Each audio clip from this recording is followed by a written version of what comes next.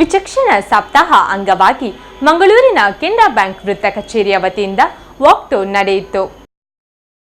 ಜನರಲ್ಲಿ ಜಾಗೃತಿ ಮೂಡಿಸಲು ಈ ಕಾರ್ಯಕ್ರಮ ಹಮ್ಮಿಕೊಳ್ಳಲಾಗಿದ್ದು, ಮಂಗಳೂರಿನ ಪ್ರಮುಖ ರಸ್ತೆಗಳಲ್ಲಿ ವಾಕ್ಥಾನ್ ನಡೆಯಿತು.